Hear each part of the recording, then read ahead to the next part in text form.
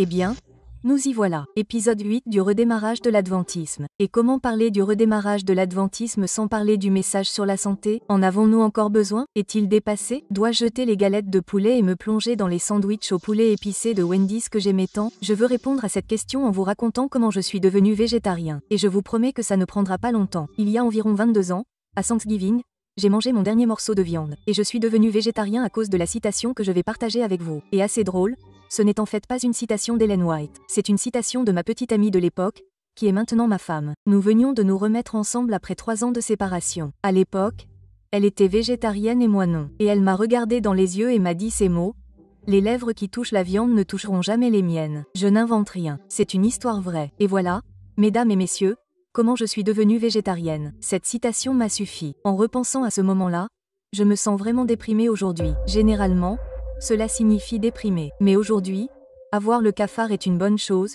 car je parle des zones bleues. Les zones bleues sont les endroits du monde où la plupart des gens vivent plus de 100 ans. Et je suis obsédée par elles depuis que j'ai vu cet épisode de l'émission d'Oprah Winfrey, il y a environ 15 ans. Et je ne suis pas la seule à être obsédée par les zones bleues. Et cela est tout à fait pertinent pour notre question de savoir si nous devons ou non jeter le message sur la santé. J'ai récemment publié une vidéo promotionnelle pour un projet sur lequel nous travaillons. Il s'agit d'un documentaire intitulé Health Demic que nous produisons pour aborder la crise sanitaire actuelle aux États-Unis et dans le monde. Et si vous n'avez pas vu cette bande-annonce, elle sera diffusée à la fin de cette vidéo. Mais d'abord, je dois répondre à quelques questions, car nous devons parler un peu plus de l'objectif de ce projet dans le cadre du redémarrage de l'adventisme dans nos vies. Voici Dan Boutoutener. Comme moi, il est également obsédé par les zones bleues et il prêche l'évangile des zones bleues depuis environ 2 décennies. D'ailleurs, il a récemment participé à la sortie d'une série documentaire sur Netflix sur les zones bleues, et l'église adventiste du 7e jour a été mise en avant dans l'un des épisodes. Quand j'ai vu cela, j'ai réalisé que le moment était venu d'arrêter de cacher le projet sur lequel je travaillais depuis début 2023, car je pense que le moment est venu pour les adventistes d'être également obsédés par les zones bleues et le message de santé qui nous a été transmis.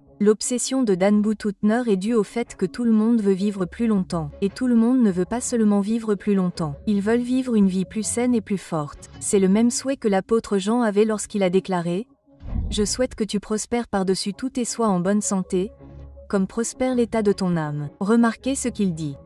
Il parle de la santé du corps et de l'âme. Et c'est l'évangile. Il s'agit de la restauration physique, mentale et spirituelle de l'humanité, maintenant et après la seconde venue du Christ. Alors, quel est le rapport avec l'adventisme, et pourquoi devriez-vous vous en soucier? Dans la récente vidéo promotionnelle que je viens de mentionner, nous avons mis en avant d'autres documentaires sur la santé, tels que What the Health, Fat, Sick, and Nearly Dead et The Game Changer. Ces documentaires étaient excellents, mais il manquait quelque chose. Il y avait quelque chose qui n'était pas abordé. Et c'est parce que, de manière générale, ces documentaires se concentrent uniquement sur l'alimentation. Et si la santé inclut l'alimentation, elle va bien au-delà. En général, dans le domaine de la santé, la plupart des gens ne se concentrent que sur le physique. Et de manière générale, dans le domaine de l'Église, les gens ne se concentrent que sur le spirituel. Mais ce n'est pas censé être le cas des adventistes et du message sur la santé. Permettez-moi de le souligner en examinant cette déclaration tirée du livre Le ministère de la guérison. Elle dit que le monde a besoin aujourd'hui de ce dont il avait besoin il y a 1900 ans. Une révélation du Christ. Une grande œuvre de réforme est nécessaire. Et ce n'est que par la grâce du Christ que l'œuvre de restauration physique, mentale et spirituelle peut être accomplie. Et que pensez-vous de celle-ci? Elle dit: l'union de l'œuvre chrétienne pour le corps et de l'œuvre chrétienne pour l'âme est la véritable interprétation de l'Évangile. Et c'est là que vous et moi intervenons. Dieu nous appelle à faire partie de ce type de ministère. Et cela commence par le vivre nous-mêmes. Comme je suis sûre que la plupart d'entre vous le savent, Loma Linda, en Californie, est une zone bleue avec une forte concentration d'adventistes du 7e jour âgés de plus de 100 ans. C'est pourquoi ils ont attiré l'attention d'Oprah Winfrey, du National Geographic, du Today Show et de nombreux autres médias. Et c'est parce que la plupart des personnes qui mettent en pratique ces 8 principes de santé ne souffrent pas des maladies liées au mode de vie qui sévissent aux États-Unis et dans d'autres pays développés. En août 2020, au plus fort de la pandémie, des chiffres ont commencé à être publiés concernant les personnes qui mouraient de la Covid. Et ce chiffre n'arrêtait pas de revenir. 94% des personnes qui mouraient de la Covid souffraient de 3 ou 4 problèmes de santé comme le diabète, les maladies cardiaques et l'obésité.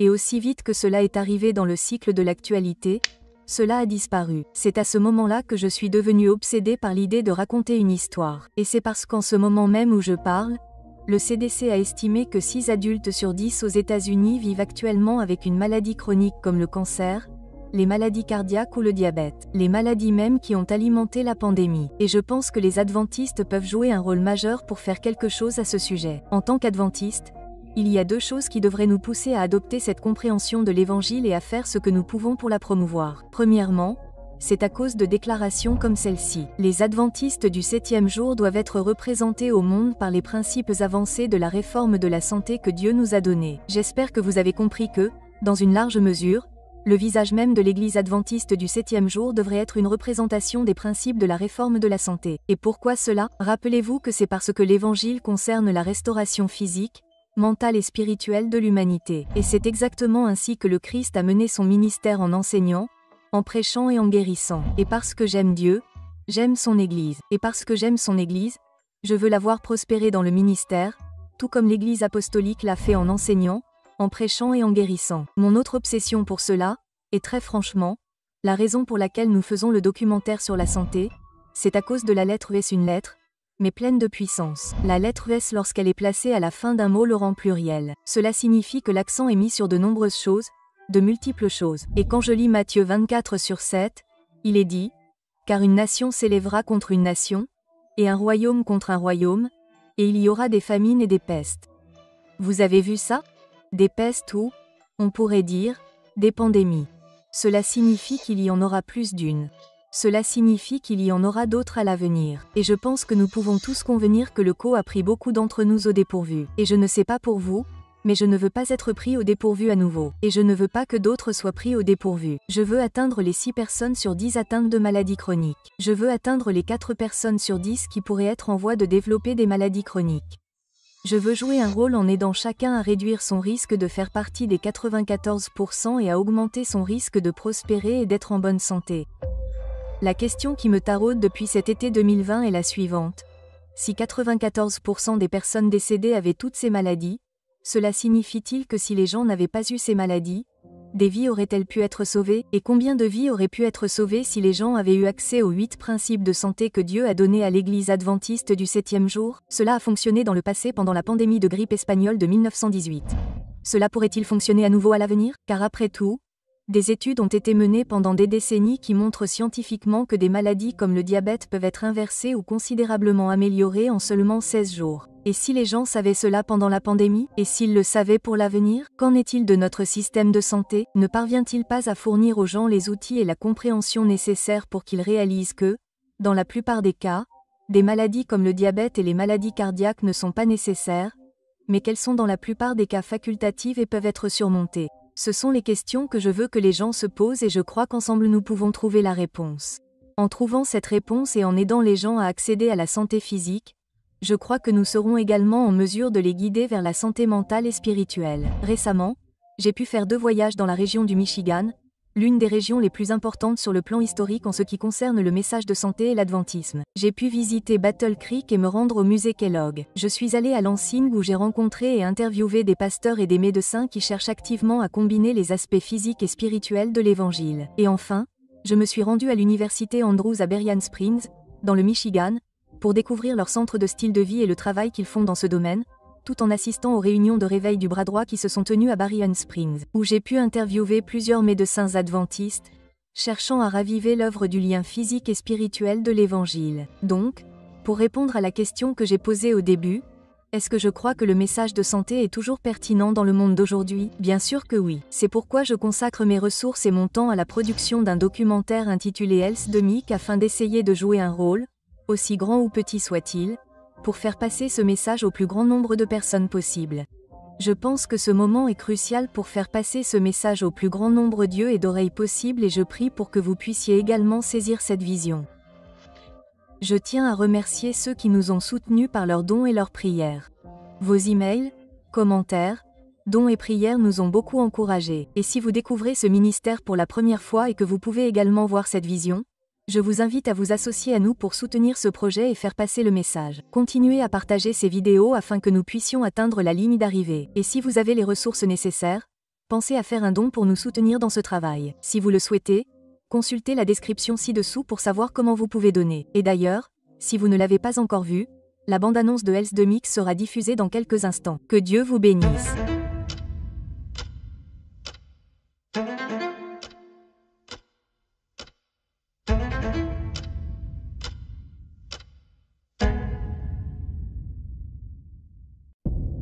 La pandémie de 1918, l'Église adventiste du 7e jour et le message de santé qu'il promouvait. Il y a eu une statistique de 200 personnes qui ont attrapé la grippe espagnole, et ils n'en ont perdu qu'une seule. Il y a quelque chose que les adventistes faisaient dans le sanatorium, que nous devrions certainement mettre en œuvre non seulement pendant la pandémie de Covid-19, mais aussi pour toutes les infections virales en général. La pandémie a donc clairement révélé cette pandémie sanitaire beaucoup plus large dans notre culture et notre société, et elle a clairement montré que la façon dont les Américains mangent et vivent a vraiment fait de nous une population très malade et vulnérable. Cela signifie que 94% des personnes décédées de la Covid avaient d'autres facteurs contributifs. 94% des patients avaient d'autres problèmes de santé. 94% des personnes avaient des problèmes de santé préexistants. Des problèmes de santé préexistants comme l'hypertension, le diabète, l'obésité, les maladies cardiovasculaires. La réalité est qu'avant la pandémie, personne ne parlait du nombre de personnes qui avaient une crise cardiaque chaque jour. Lorsque la pandémie a frappé, elle a révélé ce qui était déjà évident avant. La manière dont les Américains sont encouragés et même formés à manger les prépare à être décimés par un agent pathogène comme le CO. Le nombre écrasant de décès est survenu chez des personnes qui présentaient au moins 4 comorbidités. Il est clair pour moi que nous avons perdu la bataille contre cette pandémie de Covid avant même qu'elle ne commence.